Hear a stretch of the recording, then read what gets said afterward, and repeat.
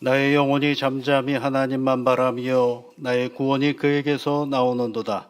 오직 그만이 나의 반석이시요 나의 구원이시요 나의 요새이시니 내가 크게 흔들리지 아니하리로다. 아멘.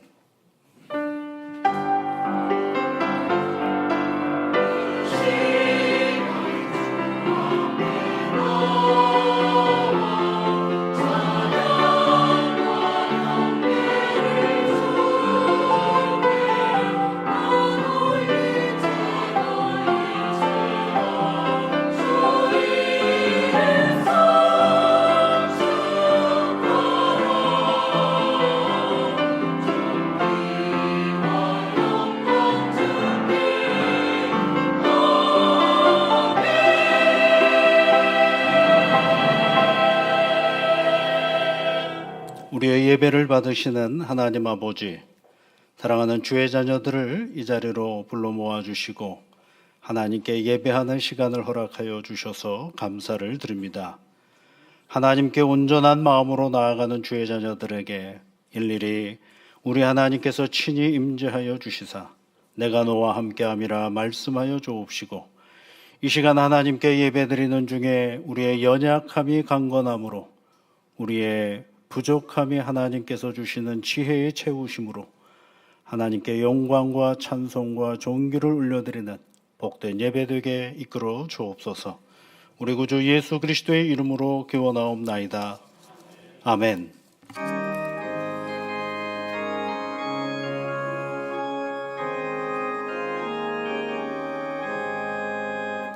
주 예수 내가 알기 전 날 먼저 사랑했네.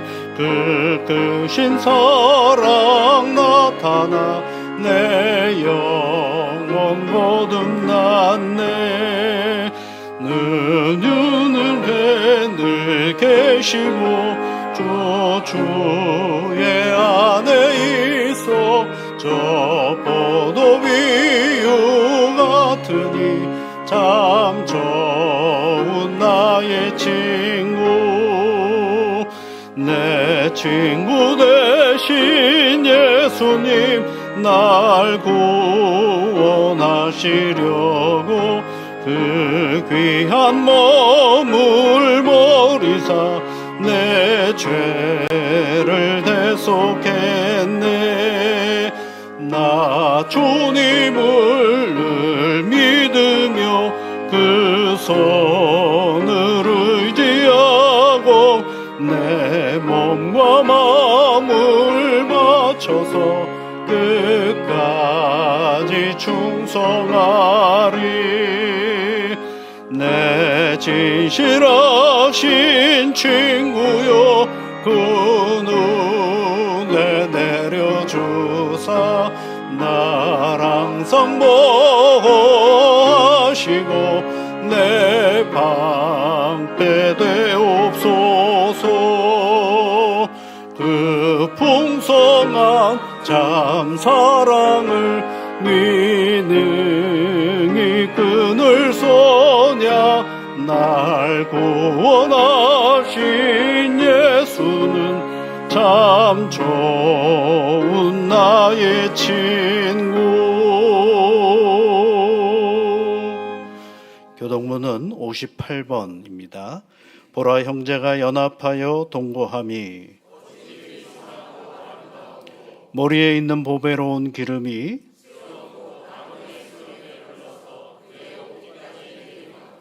헐몬의 이슬이 시온의 산들에 내림 같도다.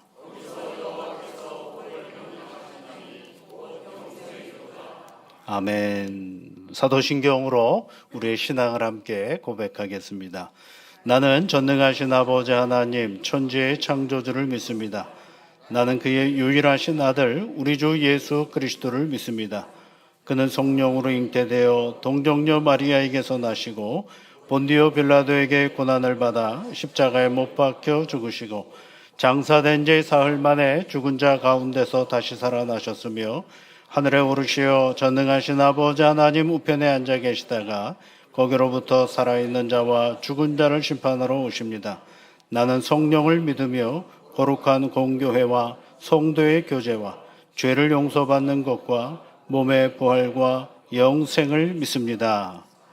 아멘.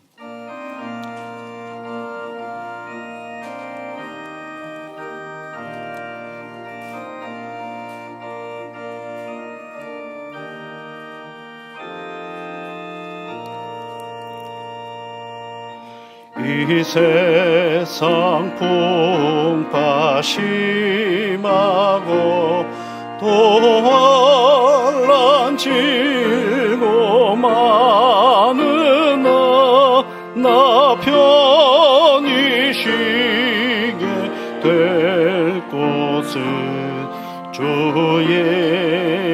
예비하신 주의 종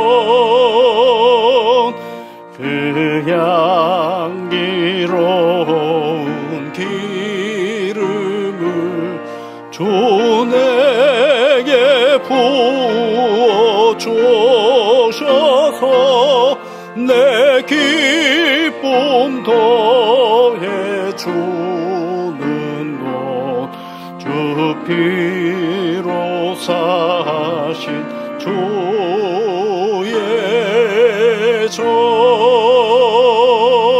주 믿는 형제 자매들 그 몸은 떠나 있으나 주 앞에 기도 드릴 것 다 함께 모인 주의 종 내 손과 혀가 굳어도 내 몸에 피가 식어도 나 영영 잊지 못할 것 은혜의 보좌 주의 종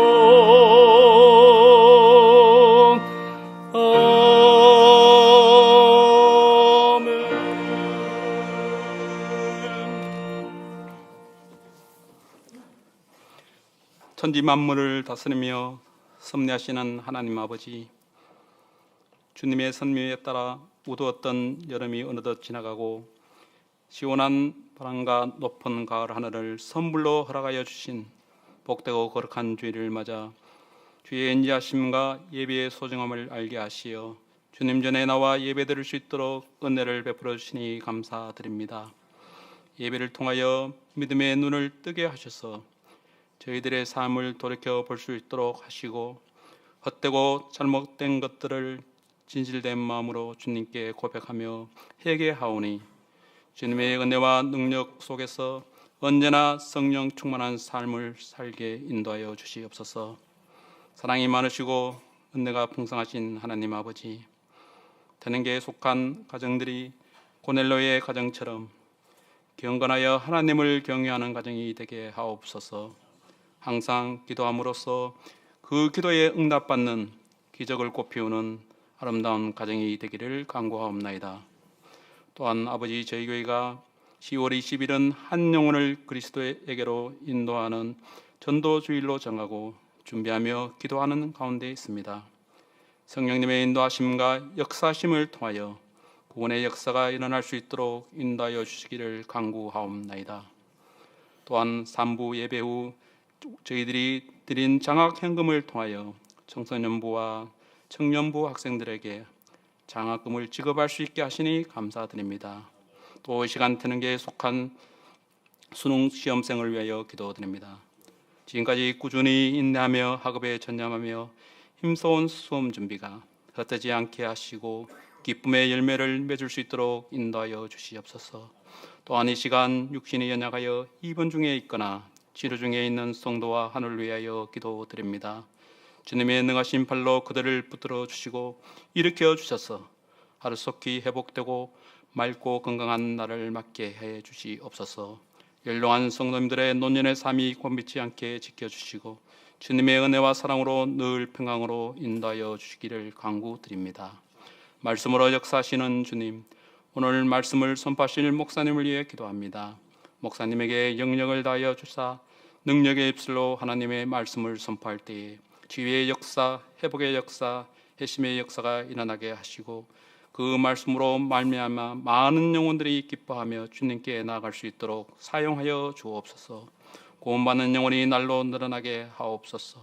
목사님의 건강과 가정을 지켜주사 온전히 목양에 집중할 수 있도록 주께서 인도하여 주시옵소서.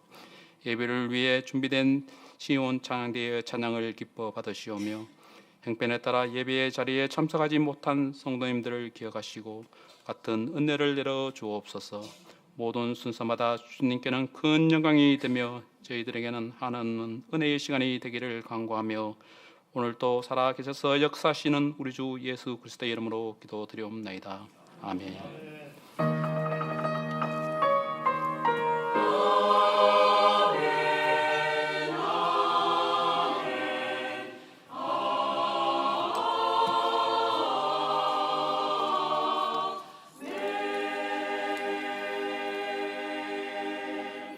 오늘 우리에게 주시는 하나님의 말씀은 디모데후서 4장 1절부터 5절까지 말씀입니다. 신약성경 346면에 있습니다. 디모데후서 4장 1절부터 5절까지 말씀을 우리 함께 같이 읽어보겠습니다. 하나님 앞과 살아있는 자와 죽은 자를 심판하실 그리스도 예수 앞에서 그가 나타나실 것과 그의 나라를 두고 엄히 명하노니 너는 말씀을 전파하라. 때를 어떤지 못 어떤지 항상 힘쓰라. 범사에 오래 참음과 가르침으로 경책하며 경계하며 권하라. 때가 이르리니 사람이 바른 교훈을 받지 아니하며 귀가 가려워서 자기의 사욕을 따를 스승을 많이 두고 또 그 귀를 진리에서 돌이켜 허탄한 이야기를 따르리라. 그러나 너는 모든 일에 신중하여 고난을 받으며 전도자의 일을 하며 내 직무를 다하라. 아멘.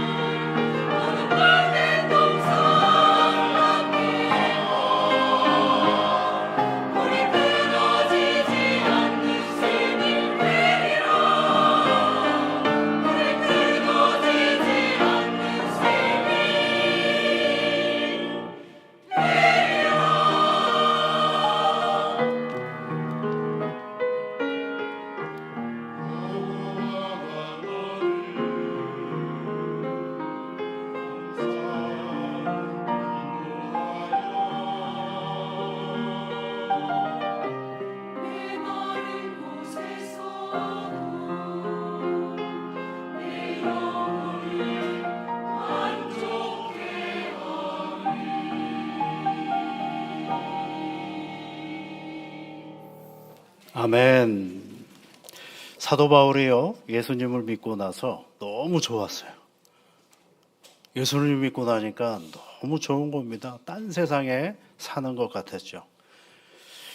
그래서 그가 이런 고백을 해요. 빌립보서에 있는 말씀에 보면, 내가 이 문제 많은 세상에 사는 것보다는 차라리 예수님이 계신 곳에 가는 게 더 좋지 않을까, 그런 생각을 합니다. 그 성경 빌립보서 1장 23절에 있는 말씀에 보면 차라리 시작하는 구절이 있어요. 차라리 세상을 떠나서 그리스도와 함께 있는 것이 더 좋은데, 이렇게 생각을 해요. 그러니까 예수님과 함께 있으면 큰 문제 없고 그냥 그분과 함께 지내는 것이 얼마나 좋겠어요.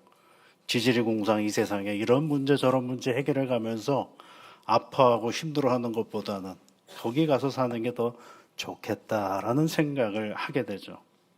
그러면서 계속 그렇게 하고 싶은데, 마음은 거기에 가 있죠. 또 그런 표현도 있어요. 자기는 둘 사이에 끼었다, 이렇게 되어 있는 거 있어요.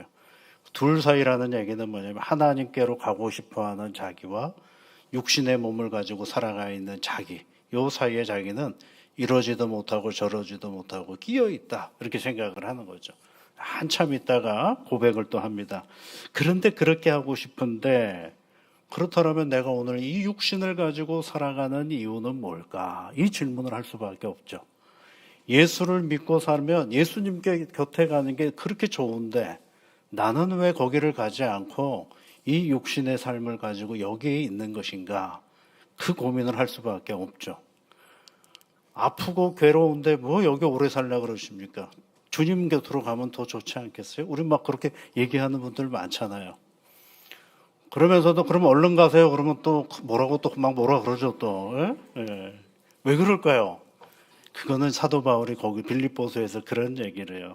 그렇게 하고 싶은데 육신으로 있는 이유는, 내 육신으로 그리스도인으로 이 땅에서 사는 이유는, 이유가 있어야 되지 않겠어요? 그 이유가 뭐냐? 나의 유익이 아니라 너의 유익을 위해서다. 내가 믿는 예수 믿는 그 기쁨을 너에게도 전해야 되겠다라는 그 목적, 삶의 목적이 생긴 거죠. 그래서 여러분 그 다음부터 어떻게 합니까? 땅끝까지 이르러 복음을 증거하라고 하신 주의 말씀을 따라서 열심히 복음 전하는 일에 최선을 다하는 사도 바울의 이야기가 우리는 사도행전을 통해서도 볼 수가 있죠. 배 맞아가면서도, 배가 난파하는 가운데서도, 그리고 붙들려서 로마로 끌려가는 가운데서도 끝끝내 복음 전하는 일을 포기하지 않고 했던 이유가 뭐예요? 자기가 이 땅에 사는 이유를 정확하게 안 거죠. 예수 믿고 이 땅에 사는 존재 이유를 안 겁니다. 그게 뭐냐면 나의 유익이 아니라 너의 유익. 그 너라는 게 누구예요? 복음을 알지 못하는 너를 위하여 내가 이 땅에 삽니다라고 정리합니다. 그리고 나서는 온갖 세상에 돌아다니면서 복음을 전하는 일을 감당하죠. 근데 오늘 읽은 이 본문의 말씀은 여러분 보통 5절까지 오늘 읽었는데 6절, 7절, 8절에 있는 말씀도 함께 보는 경우들이 많습니다. 6절에는 뭐라고 되어 있느냐면 전제와 같이 이렇게 시작하는 구절이 있어요. 전제와 같이 내가 벌써 부어지고 나의 떠날 시각이 가까웠도다. 이렇게 떠날 시각이 뭐예요?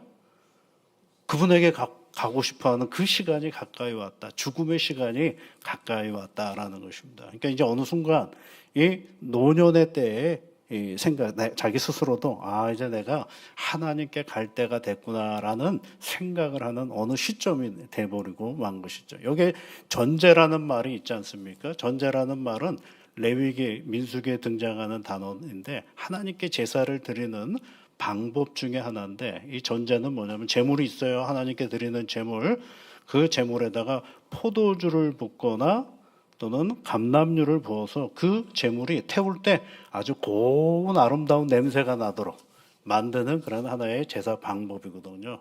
그러니까 자기가 누구에게 드려지는 제물이라고 생각을 했느냐 하면 하나님께 드려지는 제물입니다라고 생각하는 거죠. 그러면서 자기 가까울 날이 가까이 왔다. 그리고 7절에는 또 뭐라고 되어 있느냐면 나의 선한 싸움을 싸우고 나의 달려갈 길을 마치고 믿음을 지켰다. 달려갈 길을 마쳤다. 이런 표현들은 뭐예요? 아, 이제 자기 인생에 종말을 맞이하고 있구나라는 생각을 스스로가 하는 거죠. 8절은 또 뭐라고 되어 있나? 의의 면류관이 내게 준비되어져 있다라고 얘기를 하는 것입니다. 그러면서 다시 1절로 돌아가 보면 자기가 엄히 명령해야 될 마지막으로 얘기하고 싶은 말이 있는데 그 말이 뭐냐? 하나님 앞에서, 예수님 앞에서 말하는 것입니다. 여기서 여러분 우리가 오해하시면 안 되는 게 뭐냐면 사도 바울이 마지막 하고자 하는 말이 내가 지금까지 살아와 보니까 이렇게 사는 것이 예수 믿는 거야. 이걸 가르치려고 하는 게 아니에요. 자기가 살아온 삶의 경험과 신앙의 내용을 그에게 전하려고 하는 게 아니에요. 여러분 잘 생각해 보십시오. 사도 바울이 살아왔던 시간과 앞으로 살아갈 시간이 많은 디모데가 살아갈 시간은 달라요. 아무리 내가 좋은 경험을 얘기해 준다고 해서 디모데가 다 그걸 수용할 만한 역량과 그 경험의 확장성이 거기에 있을 수가 없죠. 삶의 배경이 다른데 어떻게 똑같이 갈 수가 있어요. 중요한 건 뭐냐요? 이게 우리가 1절에 있는 말씀에 보면 그 중요한 내용은 하나님 앞에 자기가 얘기한다라는, 하나님 앞에서, 그리고 예수님 앞에서 얘기한다라는 것입니다. 예수님을 또 뭐라고 표현을 하느냐면 1절을 보시면 살아있는 자와 죽은 자를 심판하실 그리스도 예수 앞에서, 그렇죠.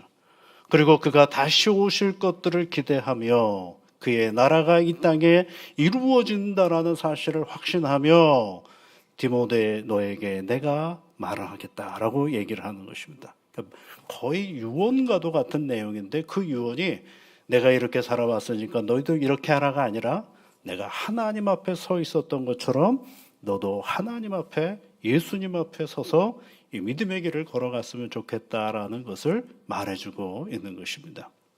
내 경험을 얘기하려고 하는 것이 아니라 자신의 살아온 신앙의 경륜을 그에게 전해주려고 하는 것이 아니라 내가 예수 앞에, 하나님 앞에 섰던 것처럼 너도 하나님 앞에, 예수 앞에 서서 이 믿음의 길을 걸어가기를 바랍니다라는 권면을 해주고 있는 것입니다. 어쩌면 마지막에 해주는 노사도의 마지막 유언과도 같은 말씀이 이 디모데 후서입니다. 그래서 이 디모데 후서는 사도 바울의 서신서 중에서 그의 인생에 제일 말년에 쓰여진 서신서가 바로 디모데 후서인 것입니다. 로제폴 드루아라는 프랑스의 노철학자가 있는데 그분이 쓴 책 중에요. 이런 책이 있어요. 내게 남은 삶이 1시간뿐이라면, 이런 책이 있어요. 내게 남은 삶이 1시간뿐이라면, 그러면서 1시간이 내게 남았다라고 한다면 나는 이런 하겠다라고 얘기를 하는데 그 중에 꼭 해야 될 일이 뭐냐라고 할 때 나는 죽음에 대항하기 위한 방편으로 글쓰기를 선택하겠다, 이렇게 얘기를 하고 있어요. 왜냐하면 나는 죽어도 뭐는 남아요? 글은 남지 않겠습니까? 그러니까 내가 살아온 나의 신앙의 모든 이야기들 또는 내 삶의 기록들을 남겨서 내가 기록을 남기겠다라는 것입니다. 1시간도 안 되어 내가 정말로 이 세상에서 사라진다 해도 지금 내가 쓰고 있는 글들은 오래도록 남을 것이기 때문이다, 이렇게 얘기를 하는 경우가 있어요. 여러분 사도 바울의 마지막 말은, 그 말은 뭐가 됐어요? 우리에게는 글이 됐죠. 그래서 오늘 우리는 디모데 후서를 읽어나가고 있는 것입니다. 그러니까 그가 마지막으로 해주었던 말은 오늘 우리에게는 글이 되어서 사도 바울은 만나보지는 못했지만 믿음으로 살았던 사도 바울의 삶의 이야기와 더불어서 그가 하나님 앞에서 어떻게 살았는가를 우리가 볼 수 있게 된 것이죠. 사도 바울의 마지막 말, 오늘 우리는 디모데 후서라는 글로 만나고 있는 것입니다. 이제 그는 어떻게 되어 있어요? 하늘의 의의 면류관을 쓰고 하나님의 사람이 된, 하늘의 사람이 될 사도 바울이 누구에게 얘기하는 거냐면 아직 땅에 오래 있을 수 있을 여건이 되는 디모데에게 말해주고 있는 것입니다. 그러니까 땅의 사람에게 얘기해주고 있는 것입니다. 하늘을 향하여 가는 사람이 땅의 사람에게 얘기하는 것이, 그것이 뭐예요? 그리스도인의 존재 이유를 설명해 주는 거예요. 그럼 이 땅에서 그리스도인이 해야 될 일이 뭐냐? 땅의 사람으로서 믿음을 가진 우리가 해야 될 일이 뭔가? 그것을 2절 말씀에서 두 가지로 크게 얘기를 합니다. 첫 번째는 뭐냐면요. 너의 말씀을 전파하라. 너는 말씀을 전파하라. 때를 얻든지 못 얻든지 항상 힘쓰라. 이것이 첫 번째. 우리가 이 땅에서 해야 할 그리스도인의 존재의 이유인 것입니다. 너는 말씀을 전파하라. 때를 얻든지 못 얻든지 항상 힘쓰라. 그러면 우리는 대충 금방 떠오르는 게 이거 전도하라는 거구나. 목사님 오늘 이 제목 잡은 게 전도주의를 앞두고 전도하라고 그런 의도를 가지고 얘기하는 거구나라고 이해할 수도 있어요. 그런데 그 목적도 있겠죠. 그러나 더 중요한 건 뭐냐면 우리가 이 세상에 예수를 믿고 존재하는 이유가 뭐냐라는 거예요. 내가 예수를 믿고 이 세상에 존재하는 이유는 다른 것이 아니에요. 내가 삶을 살아가면 살아갈수록 내 삶의 자리 속에서 누가 전도되어져 드러나야 되느냐? 바로 예수님이 드러나야 한다라는 사실을 말해주고 있는 거예요. 그래서 너는 말씀을 전파하라 그랬어요. 말씀을 전파하라. 성경 구절을 전하라는 얘기가 아니라 너의 삶으로 하나님의 말씀을 드러내라는 것이에요. 그때가 말씀을 드러낼 때가 따로 있고 드러내지 않을 때가 따로 있는 것이 아니라 매 순간이 하나님의 말씀, 우리의 삶이 움직여지는 모든 공간과 시간이 하나님의 말씀을 드러내야 하는 시간이다라는 것을 말해주고 있는 것이죠. 사도 바울은 이렇게 표현했는데 그의 언어로는 이렇게 표현되어지는데 이 표현은 예수님의 언어로 표현되어지면 마가복음 16장에 있는 말씀으로 보면 너희는 온천에 다니며 만민에게 복음을 전파하라. 그 중에 믿는 사람이 있으면 세례를 받고 구원을 얻을 것이요 믿지 아니하는 사람은 정죄를 받으리라라는 주의 말씀이 있죠. 마태복음에는 땅끝까지 이르러 내 증인이 되라고 말씀하셨습니다. 근데 그 예수를 믿고 그 예수를 전했던 사도 바울이 이제 자신의 언어로 예수님의 언어를 자신의 언어로 바꾼 게 뭐예요? 말씀을 전파하라. 때를 얻든지 못 얻든지 항상 힘쓰라. 그 말씀이 되어지는 것입니다. 에베소서 5장 16절에는 이 세월의 시간에 대해서는 때에 대해서 뭐라고 하냐? 세월을 아끼라. 때가 악하니라. 이렇게 얘기를 하고 있어요. 그러면 예수님께서 말씀하신 것과 더불어서 사도 바울이 말하는 이 때가 뭐냐? 이 때가 어느 때냐? 라고 할 때 그 때라는 것을 우리가 상상하지 않을 수가 없지 않겠습니까? 그러나 사도 바울은 그 때를 멀리 상상하지 말고 3절과 4절 말씀에 비춰보면 그렇게 성경 말씀에 되어 있어. 사람이 바른 교훈을 받지 아니하며 귀가 가려워서 자기의 사욕을 따를 스승을 많이 두고 또 귀를 진리에서 돌이켜 허탄한 이야기를 따르리라. 그때가 어느 때느냐 하면 사람이 바른 교훈에 귀를 기울이지 않을 때, 그런 때가 온다라는 것입니다. 사람들이 진리를 돌이켜서 허탄한 이야기에 마음이 빼앗기고 몸이 상하는 일이 있을 때가 있다라는 것입니다. 그럴 때 우리가 해야 될 일이 뭐냐? 항상 말씀을 전하라라는 것입니다. 항상 말씀으로 우리의 이 세상 속에 바른 교훈을 따르려고 하지 않는 이 세상 속에서 하나님의 말씀을 잘 전하고 그 말씀대로 살아가는 상황들을 만들어가라라고 권면해 주고 있는 것입니다. 그래서 여러분 귀가 가렵다 그랬어요. 귀가 가렵다 그랬어요. 무슨 얘기냐면 이 귀가 가렵다는 얘기는 여러분 누가 여러분을 욕하면 뭐 한다 그래요? 귀가 가렵다 그러잖아요. 그 표현을 얘기하는 것이 아니라 귀가 가렵다라는 얘기는 세상에서 나를 유혹하는 언어들이 너무 많다라는 거예요. 야, 여기가 뭐 어쩌고 저쩌고 여기가 어쩌고 저쩌고 이런 소리들이 많이 들려올 때 그때 우리가 해야 될 일이 뭐냐면 하나님의 말씀으로 다시 돌아간다라는 거예요. 여기저기 들려오는 소리들이 많을 때 여기도 예수라 얘기하고 저기도 예수라고 얘기하고 많은 일들이 벌어지고 있을 때 어디로 돌아가라는 얘기냐면 하나님의 말씀으로 다시 돌아가서 그 말씀이 내 삶이 되어 어느 순간 어느 형편 어느 상황 속에서도 예수 그리스도가 드러나도록 가르치고 그리고 그렇게 살으라라고 이야기를 하는 것입니다. 그런데 여러분 가만 보면 여러분 우리 복음의 이야기들이 교회 공동체 안에 많이 있어야 되는데 교회 공동체도 어느 순간에 보면 어떤 이야기들이 많으면 사람 들었기 좋은 말만 많아지는 때가 있어요. 사람들이 위로를 얻어야 된다라는 그런 미명하에 사람 듣기 좋은 말만 교회에서 많이 하는 것입니다. 그 사람이 세상에서 죄를 지었으면 꾸짖어야 되는데 그런 말보다는 세상에서 무엇을 하고 어떻게 살았느냐는 상관하지 않고 너는 괜찮아, 너는 사랑받기 위해 태어난 사람이야, 이런 말로 은근슬쩍 사람을 세워가는 이야기들이 많아질 때, 축복한다라는 말을 좋아하고 그리고 잘했다 해주고 잘된다라고 해주고 할 때, 그럴 때 그 말들 속에서 뭐가 솟구쳐 오르기 시작하느냐면 개인의 사욕이 자꾸 일어나기 시작한다라는 거예요. 그런 말들을 쫓아다닐 때, 그런 말들이 많아질 때 우리는 어디로 가라는 얘기냐면 하나님의 말씀을 전파하라, 이렇게 되는 거예요.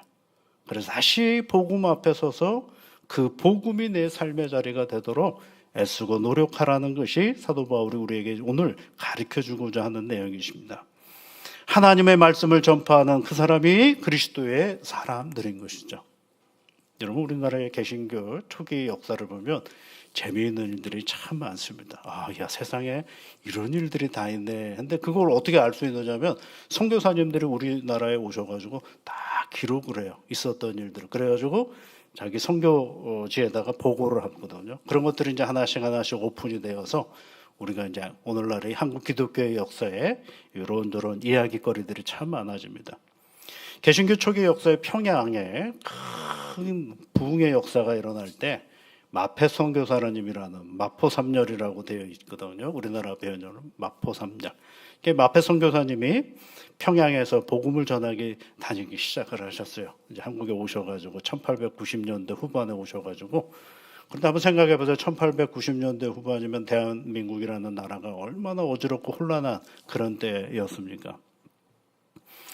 그 평양을 돌아다니시면서 죄를 회개하고 예수를 믿으라고 막 얘기 전파하고 있을 때 그 평양에 아주 이름이 있는 깡패가 한 사람이 있었어요. 이게 코 큰 서양 선교사가 와가지고 이리저리 돌아다니는 꼴도 보기 싫은데 자꾸 예수를 믿으라고 얘기하는 거죠. 그래서 한 번은 기회를 잡고 있다가 이 깡패가 마페 선교사에 그냥 에다가 얼굴에다가 돌덩어리를 집어 던져 버렸어요. 그래서 턱이 나가버린 거죠. 그러면 이제 겁이 나가지고 안 할 만도 할 텐데 이 선교사님이 그 다음 날도 또 나와가지고 복음을 전하는 일을 계속 한 거죠. 방해하려면 누구한테 가까이 가야 돼요, 여러분? 그렇죠? 그 사람한테 가까이 가야 되죠. 근데 그 사람이 자꾸 하는 얘기는 뭐예요?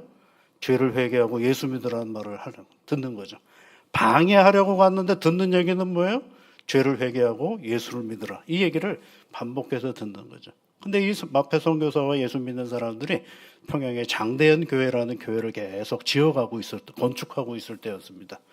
하루는 너무 괘씸해가지고 이 깡패가 무리들을 데리고 와가지고 이 장대현 교회의 모든 건축 현장을 다 훼손해버리고 갑니다.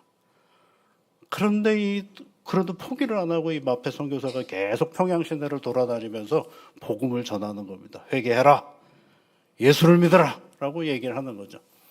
근데 그걸 쫓아다니면서 방해를 하는 거예요. 여러분, 방해하면 누구한테 가야 되는 거예요? 선교사한테 가야죠. 그럼 선교사가 지금 무슨 얘기를 하고 있어요?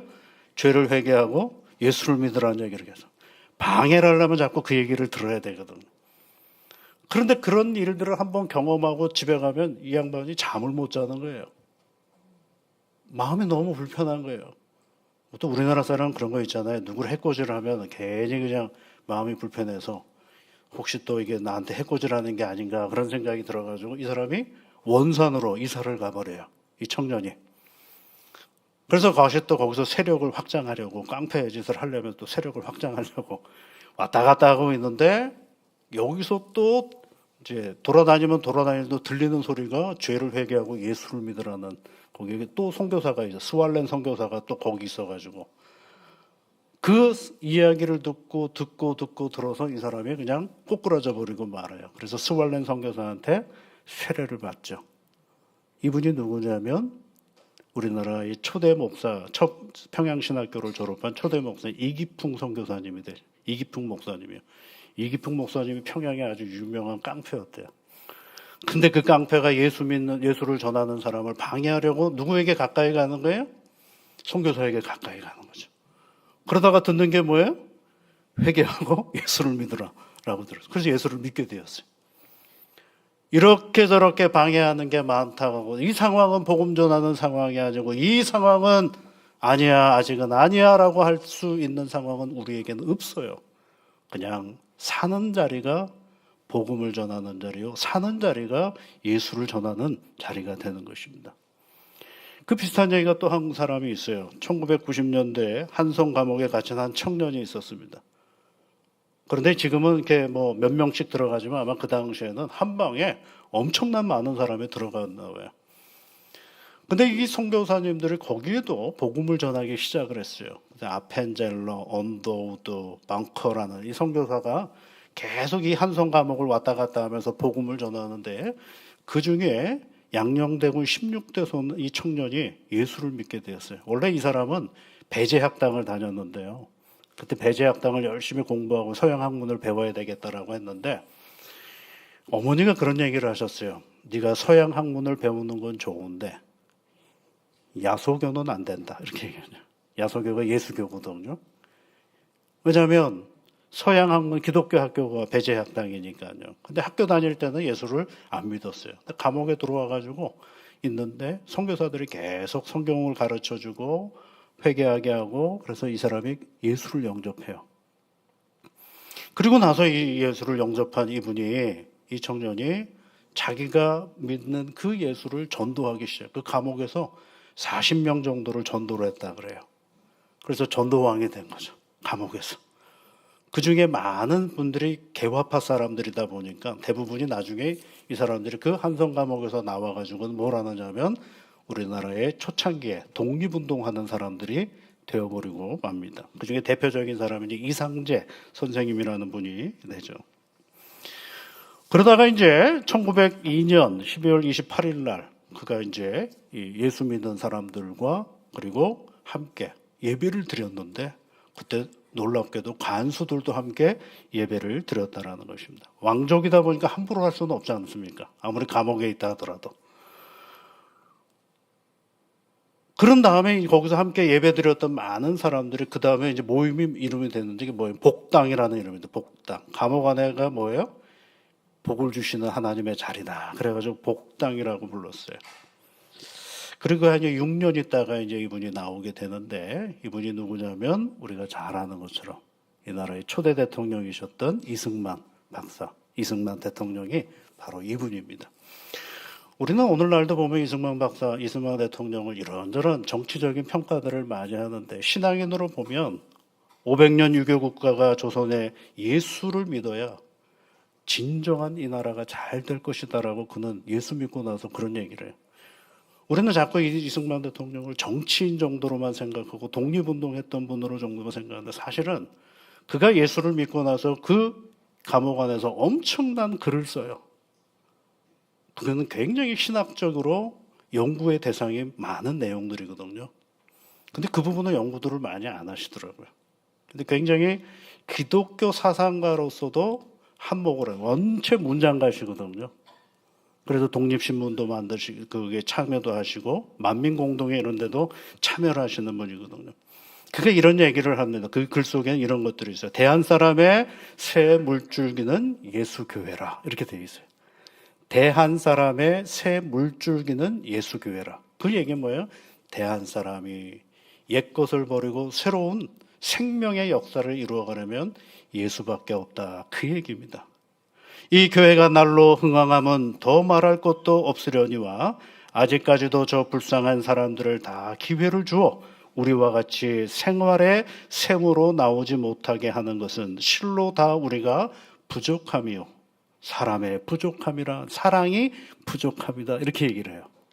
무슨 얘기냐면 우리 민족이 잘 살려면 예수교회를 믿어야 되는데, 그것이 우리를 활력 있게 만들고 생동감 있게 만드는 일인데, 그런데 왜 우리가 아직 그걸 못하느냐? 우리가 예수 믿는 우리가 너무 부족하기 때문이다. 근데 그 부족한 게 뭐냐? 사랑이 부족한 것이다 라고 이야기를 하는.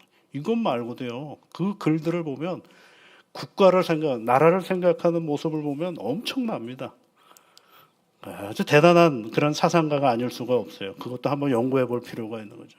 근데 그가 처음 예수를 믿게 된 것도 누구예요? 선교사들이 계속 감옥을 가는 겁니다. 듣든지 아니 듣든지 가서 전하는 거죠. 그랬더니 누군가가 그것을 받아들이는 거죠. 이와 비슷한 얘기가 여러분 사도행전에도 있지 않습니까? 사도 바울과 신라가 감옥에 갇혔어요. 복음을 전하다가. 감옥에서 아무것도 할 수 없지 않겠습니까? 아무것도 할 것이 없어요. 그런데 그네들이 비하하고 비난하고 한탄하고 절망하는 것이 아니라 거기서 하나님을 찬송하고 하나님께 기도하는 일을 했어요. 하나님께 찬송하고 기도했더니 옥문이 다 무너져 버리고 말았어요. 그랬더니 옥을 지키고 있던 간수장이가 죽으려고 자결을 하려고 해요. 왜요? 죄수들이 다 감옥에서 탈출할 것 같아가지고. 사도 바울이 뭐라고 얘기를 합니까? 너 자결하지 마라. 우리 여기 다 있다라고 얘기를 하죠. 여러분 이때 거래하지 않습니다. 사도 바울이. 야, 우리 도망가지 않을 테니까 너 예수 믿어라. 우리는 그렇게 전화할 때 많잖아요. 내가 당신 물건 다 팔아줄 테니까 너 오늘 교회 가라. 이런 거래 많이 하지 않습니까? 네가 교회를 열심히 나가면 용돈을 더 주겠다. 우리 자녀들에게도 이런 거래하지 않습니까? 이런 복음 전하는 건 거래가 아닙니다. 사도 바울이 거래하지 않아요. 우리가 여기 있을 테니까 너 죽지 말아라고 얘기합니다. 복음은 거래하는 게 아니에요. 그냥 전하면 되는 거예요. 그냥 전하면 되는 게 복음의 역사예요. 예수를 가지고 여러분 하나님을 가지고 거래하지 마십시오. 그거는 절대 전도가 아닙니다. 그거는요. 복음을 파는 건 아니에요. 전하는 거지. 그랬더니 이 사람이 어떻게 해요? 납작 베드로에게 사도 바울에게 엎드려 가지고 뭐라고 그러냐면 내가 어떻게 하여야 구원을 얻을 수 있겠습니까? 라고 얘기를 해요. 이렇게 얘기해야 되지 않겠어요? 내가 어떻게 하여야 예수를 믿을 수 있겠습니까? 이렇게 얘기해야 되지 않겠어요? 그런데 그의 입술에서 뭐가 나와요? 구원이 나오는 거예요. 그 얘기는 들었다는 거죠. 들었다는 거예요. 왜요? 감옥에 갇혀 있으면서 찬송도 하고 기도도 하면서 같은 죄수들에게 뭘 했겠어요? 이 사람들이. 복음을 전하지 않았겠습니까? 그러니까 낼름 하는 얘기가 내가 어떻게 하여야 구원을 얻을 수 있겠습니까? 라고 선언하는 거죠. 그랬더니 뭐예요? 너와 내 집이 주 예수를 믿으라. 그러면 너와 내 집이 구원을 얻으리라라고 선포하죠. 먼저 예수를 전하는 게 아닙니다. 그의 삶을 누가 보고 있었다는 거예요? 간수가 계속 봤다라는 거예요. 간수가 그걸 보고 옥문이 무너지는 상황이 바뀌는 상황 속에서 누가 이번에 바뀐 거예요? 간수가 바울에게 엎드리는 역사가 있는 거예요. 그래서 여러분 뭐예요? 때를 얻든지 못 얻든지 지금은 복음을 전할 수 있는 상황, 지금은 복음을 전할 수 없는 상황, 그런 건 없어요. 우리가 있는 그 자리가 다 복음을 전하는 자리인 것입니다. 거기서 하나님의 놀라운 역사가 있는 것입니다. 이것이 뭐예요? 사도 바울이 디모데에게 첫 번째로 주어지는 우리의 존재 이유가 거기에 있는 거죠. 말씀을 전파하라. 때를 얻든지 못 얻든지 항상 힘쓰라는 거예요. 그럼 어떻게 전하라는 얘기일까요? 어떻게? 그 다음 얘기가 뭐예요? 그 다음에 오래 참음과 가르침으로 경책하며 경계하며 권하라. 이렇게 되어 있죠. 비슷한 말들이 많이 나오죠. 경책, 경계, 권하라. 경책이라는 말은 어떤 뜻을 가지고 있느냐면 죄가 있을 때 그 죄에 대하여 아주 부드럽게 그러나 정확하게 이야기하라는 것입니다. 얼렁뚱땅 가지 말라는 거예요. 여러분 다윗이 밧세바를 범해가지고 엄청난 큰 죄를 졌잖아요. 그런데 나단 선지자가 그에게 갑니다. 그럴 때 너 그런 짓 해가지고 되겠어? 왕이 돼가지고 이 남의 부인 뺏어가지고 되겠어? 직통으로 얘기하지 않죠. 어떻게 얘기합니까? 비유를 들어요. 어떤 집에 손님이 찾아왔는데 큰 부자가 자기 양을 잡지 않고 옆에 있는 가난한 사람의 한 마리 양을 데려 잡아가지고 그걸 뺏어서 이 잔치에 온 손님을 대접했는데 그랬더니 다윗이 그 얘기를 듣고 막 노발대발하죠. 어떤 그런 나쁜 놈이 있느냐라고 얘기하죠. 그랬더니 그때 뭐라고 그래? 나단 선지자 당신이 그런 인간이요? 라고 얘기하죠. 그리고 나서 그 사람이 꽉 하고 넘어지죠. 왜요?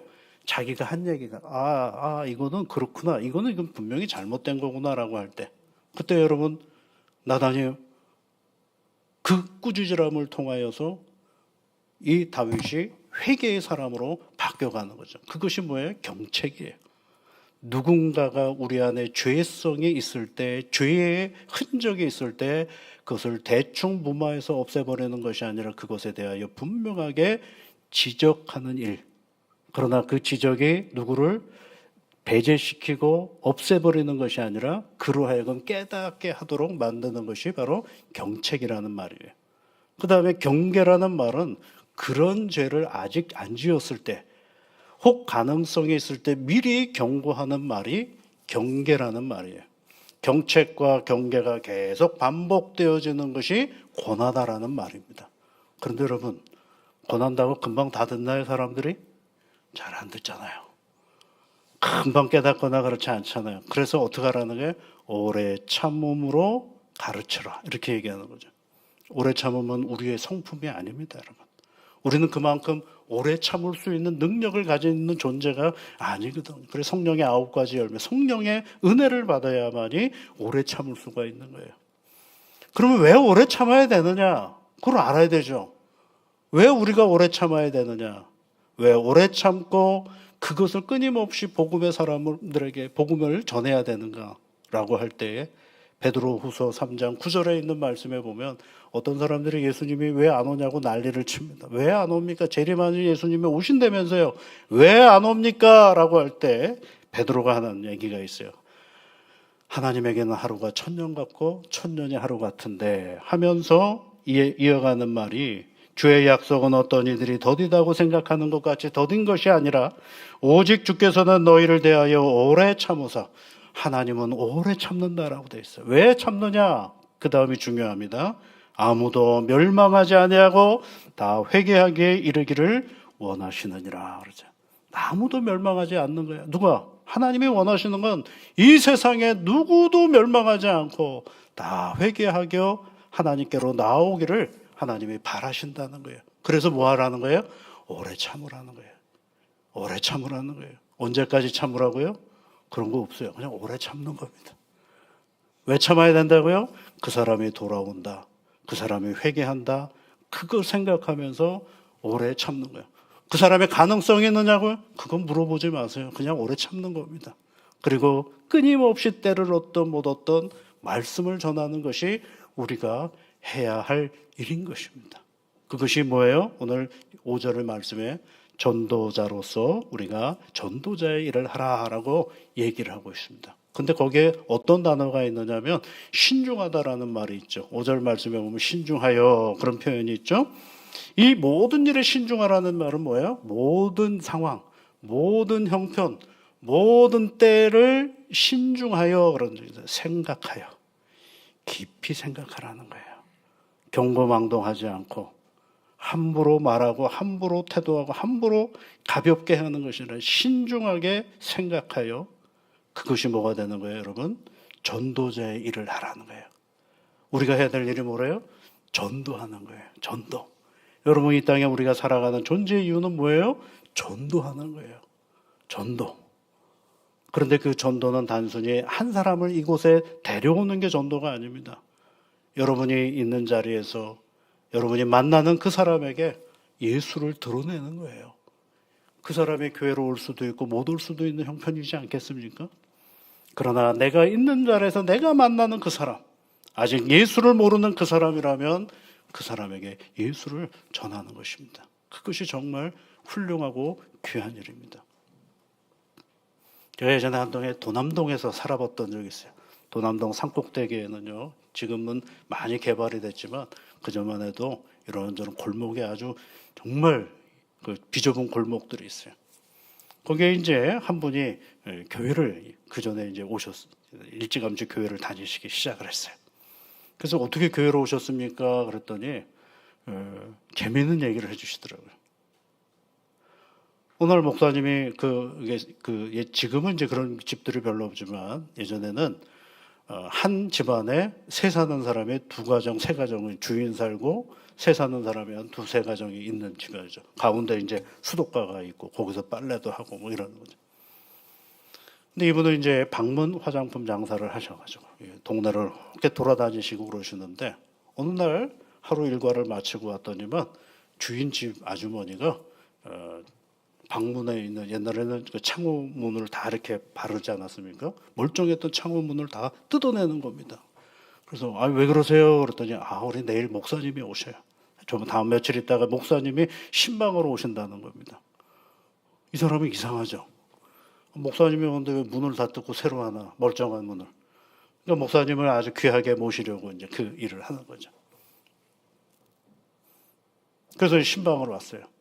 또 하루 일과를 마치고 이제 장사 끝내시고 이제 오셨더니만 그 오후에 모여서 예배를 드리는 거죠. 찬송가도 부르고 그렇게 예배를 드리는. 그때 이제 그 찬송가를 듣고 이분이 계속 눈물을 흘렸다는 겁니다. 그리고 자기 인생이 그렇게 서러웠던 적이 없었대요. 그 찬송가를 듣는데. 그 찬송가가 뭐냐면 주 안에 있는 나에게 그 찬송가. 여러분 그 찬송가는요. 정말 어떻게 듣느냐에 따라서 정말 사람을 심금으로 울리는 찬송가거든요. 그래가지고 이제 예배가 다 끝나고 이제 목사님으로 딱 가고 나서 이분이 그랬다는 거예요. 이 권사님 지금은 이제 돌아가셨지만 권사님이 그랬대요. 주인집 아주머니에게 아주머니 나 그 창가 좀 알려달라고 그랬어요. 나 창가 좀 알려달라고. 그랬더니 이분이요 가만히 있어 보라고. 그리고 도남동 저 밑에 내려가가지고 그 책방에 가서 찬송가를 사다가 딱 주면서 다음 주에 우리 교회 가자고. 교회 가면 이것 말고도 더 많은 창가가 있다고. 그래가지고 이제 교회를 간 거죠. 그리고 나서 교회를 열심히 다니셨어요. 근데 그 교회가 분란이 일어났어요 한때. 그래가지고 많은 사람들이 다른 데 가서 예배 처소를 만들었는데 이분을 전도했던 그 집이 딴 데로 간 거예요. 그럼 보통 사람들은 이제 이 사람도 나갈 거다라고 생각하는데 자기는 안 나간다 그러죠. 왜 안 나가니까 내가 처음 시작한 교회인데 어디를 가냐고. 그렇게 해서 거기서 신앙생활을 하셨죠. 여러분 제가 왜 이 말씀을 드렸는지 하면 우리가 교회를 다니는 시작은 다 다르지 않습니까? 그 시작을 보면 이야기거리가 얼마나 많은지 모릅니다. 그러나 중요한 건 그 시작을 이루어졌을 때 나는 누군가가 때를 얻든지 못 얻든지 항상 힘써서 말씀을 전했던 누군가가 있었기 때문에 나의 오늘이 여기 있다라는 사실입니다. 그러니 우리도 해야 되지 않겠어요? 전도자의 일을 열심히 해서 하나님께 영광을 돌려 누군가가 생명의 길로 나아가는 길목에 우리가 서 있어야 하지 않겠습니까? 그 일을 오늘 사도 바울은 우리에게 말해주고 있는 것입니다. 기도하겠습니다. 거룩하신 아버지 하나님 감사를 드립니다. 오늘도 우리가 하나님의 말씀을 듣고 이 자리에 앉아 있습니다. 땅끝까지 이르러 내 증인이 되라고 하시면서 부활하신 주님이 승천하셨을 때 그 마지막 말씀인데 오늘 아버지 하나님 믿음의 사람 사도 바울이 그의 제자 디모데에게 해주었던 말 또한 말씀을 전파하라고 얘기하면서 때를 얻든지 못 얻든지 항상 힘쓰라고 이야기했는데 그 일에 우리도 참여하며 나아가는 오늘의 신앙의 자리가 되게 도와주시옵소서.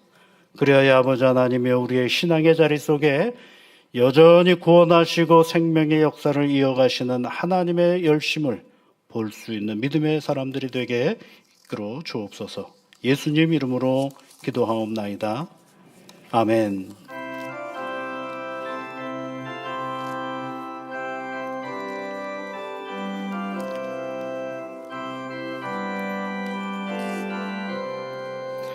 전성길을 버리고 죄에 빠진 우리를 예수 영접하시니 어찌 감사할까.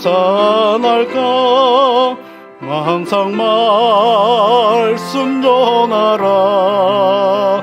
죄인 영접하신다. 밝히 말씀 전하라. 죄인 영접하신다. 모든 죄에 빠진 자 예수 영접하시니 너도 주께 나가면 편히심으로 들이 항상 말씀 전하라. 죄인 영접하신다. 밝히 말씀 전하라. 죄인 영접하신다. 지금 마음이 편하고 지금 염이 없음은 나의 공로 아니요 오직 주의 공로라. 항상 말씀 전하라. 죄인 영접하신다. 밝히 말씀 전하라. 죄인 영접하신다. 죄인 영접하시니 나도 영접하시고 나의 죄를 다시소 길이 함께 계시네. 항상 말씀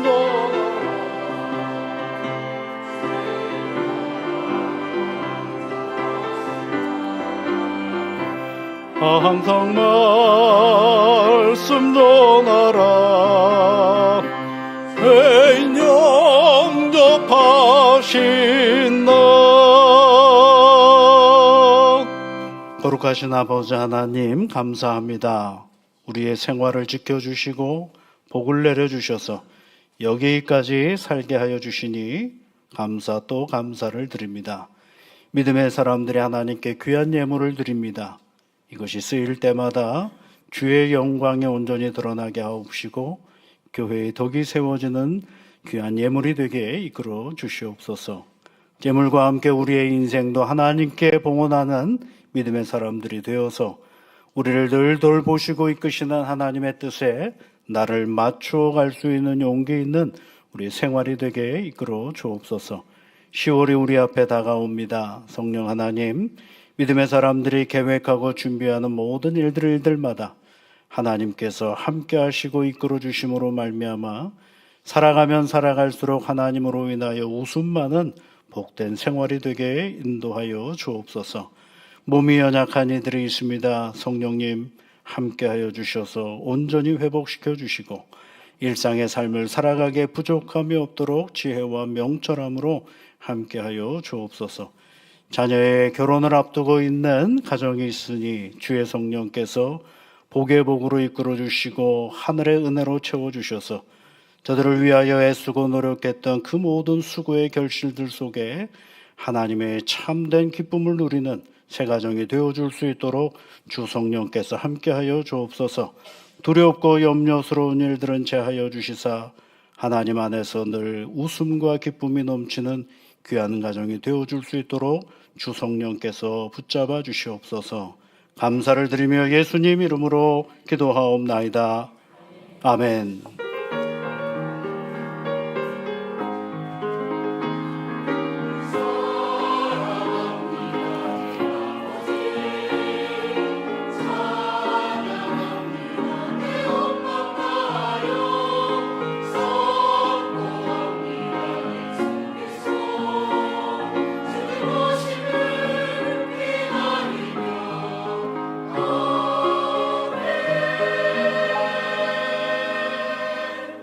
우리 옆에 계신 분들, 앞뒤에 계신 분들 한 주 만에 배웠는데 인사 함께 나누시면 좋겠습니다. 주님의 사랑과 은혜가 늘 함께 하시기를 바랍니다. 네, 고맙습니다.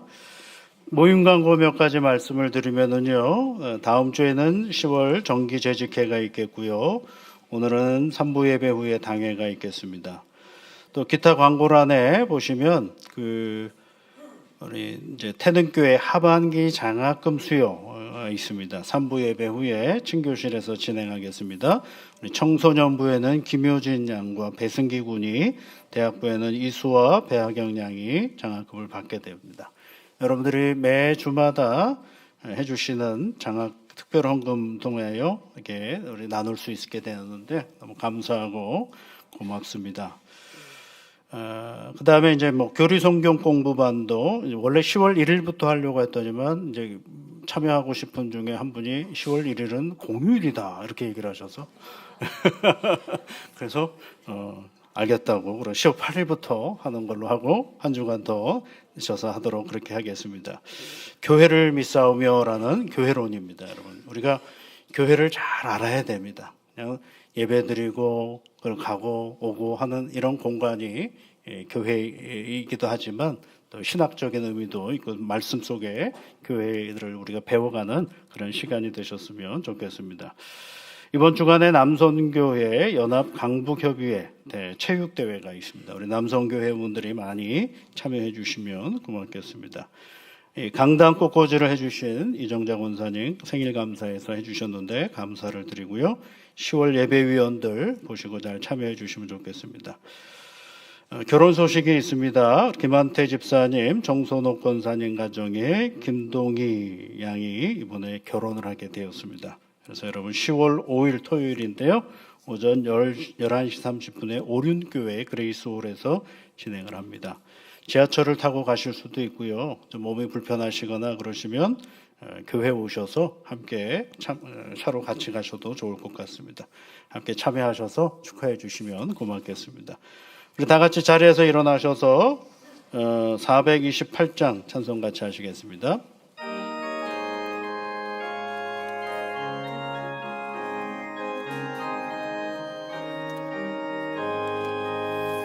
내 영혼에 빛비치니 주 영광 찬란해 이 세상 어떤 빛보다 이 빛도 빛나네 주의 영광 빛난 광채 내게 비춰 주시옵소서 그 밝은 얼굴 배울 때 나의 영혼 기쁘다 내 영혼에 노래 있으니 주 찬양합니다 주 귀를 기울이시사 다 듣고 계시네 주의 영광 빛난 광채 내게 비춰 주시옵소서 그 밝은 얼굴 배울 때 나의 영혼 기쁘다 내 영혼에 봄날 되어서 주 함께 하실 때 그 평화 내게 깃들고 주내 꽃피네 주의 영광 빛난 광채 내게 비춰 주시옵소서